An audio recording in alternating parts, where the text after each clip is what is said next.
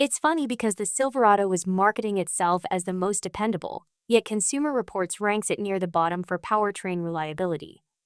JD Power, meanwhile, seems to think it's great, though they themselves admit their rankings aren't necessarily based on statistical significance.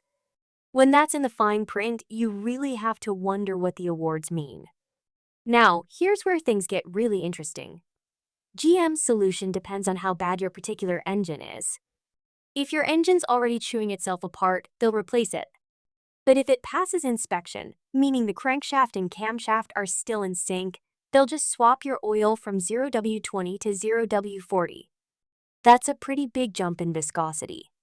But how is thicker oil supposed to save an engine that wasn't built right to begin with? This brings us to some engineering fundamentals, specifically the Stribeck curve. Picture this curve as the map of how friction behaves between two moving parts separated by a lubricant. On the far left of this curve, you've got what's called boundary lubrication.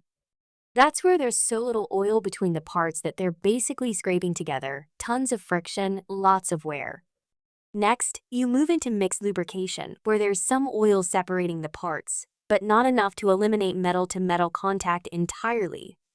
And finally, on the far right, you have hydrodynamic lubrication. That's the sweet spot. A full, consistent film of oil separates the parts, reducing friction and wear to a minimum.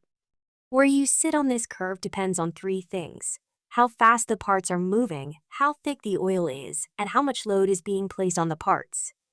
Faster speeds or thicker oil push you to the right, towards safer territory with full oil film separation. Lower loads do the same. Thinner oil, slower speeds, higher loads. They push you left into the danger zone of metal-on-metal contact. Now here's the thing. If your crankshaft and connecting rod are made correctly, your engine lives in that hydrodynamic lubrication zone most of the time.